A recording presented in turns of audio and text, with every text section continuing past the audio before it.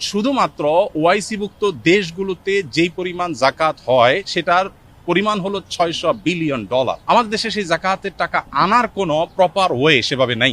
গতকাল মূলত রাতে আমাকে মাননীয় প্রধানমন্ত্রীর পক্ষ থেকে আমন্ত্রণ জানানো হয়েছে যে জাকাত কিভাবে আরো ইফেক্টিভলি বন্টন করা যায়।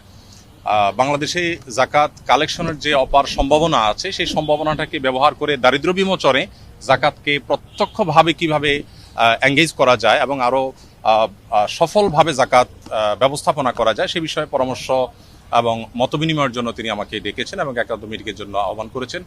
তো আমরা যেহেতু আপনারা জানেন আসুন্না ফাউন্ডেশনের মাধ্যমে আমরা জাকাত নিয়ে কাজ করে থাকি বিগত 6-7 বছর যাবত, এবং শুধু গত 1 বছরের হিসেব অনুযায়ী আমাদের মাত্র 13 কোটি টাকা খরচ করে আমরা 2100 বেকার তরুণ তরুণীকে আমরা পৃথকভাবে স্কিল ডেভেলপমেন্টমূলক প্রশিক্ষণ দিয়ে তাদেরকে আমরা কর্মসংস্থানের ব্যবস্থা করে দিয়েছি।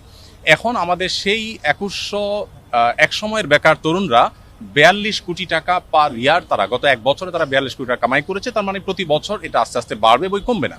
তো এই যে জাকাতের অর্থে স্কিল ডেভেলপ করে বা স্বাবলম্বী করে স্থায়ী দারিদ্র্য বিমোচনের পথে নিয়ে যাওয়ার ক্ষেত্রে আমাদের আসুন্না ফাউন্ডেশনের কিছু অভিজ্ঞতার জায়গা আছে।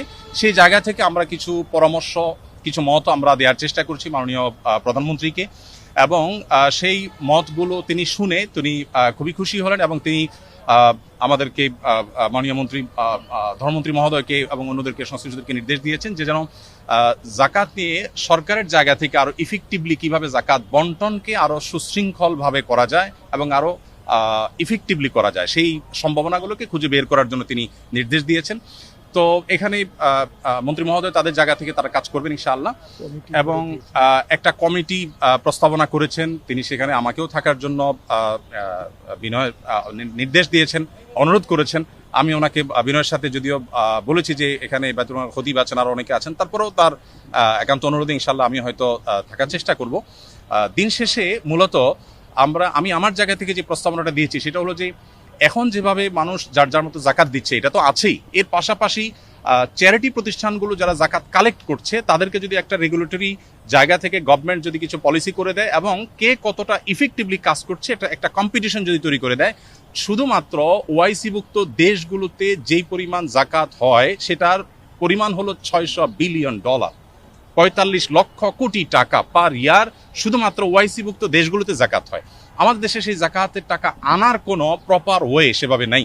তো আমরা প্রস্তাবনা দিয়েছি যে যদি সেটাকে আনার ব্যবস্থা করা হয় তাহলে আমাদের জাতীয় অর্থনীতিতে এটা ব্যাপক ভূমিকা রাখবে ইনশাআল্লাহ, এবং সেই সাথে দরিদ্রকে সাময়িক কিছু টাকা পয়সা দিয়ে তার দারিদ্র্য আসলে দূর করা যায় না, বরং তাকে আইদার স্কিল ডেভেলপ করে দেওয়া আর না হয় তাকে স্বাবলম্বী করার কোনো একটা প্রসেসে যাওয়া, যেটা আমরা আসুন্না থেকে করছি।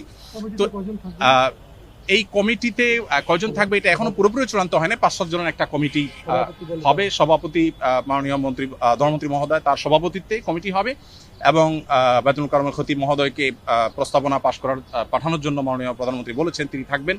আর আমাকে যেহেতু তিনি অনুরোধ করেছেন আমি হয়তো থাকার চেষ্টা করবো। সেই সাথে ইসলামী অর্থনীতি বিশেষজ্ঞ হিসাবে আমরা দেশ থেকে দেশের বাইরে থেকে 1-2 জনের নাম প্রস্তাব করেছি। তাদের সবাইকে নিয়ে হয়তো কমিটি গঠন হবে, কমিটি একটা সুপারিশ করবে, এবং এইটা কোনো গভর্নমেন্ট সবার কাছ থেকে জাকাত কালেক্ট করবে বাধ্যতামূলক গভর্নমেন্টকে দিতে হবে ব্যাপারটা সেরকম না।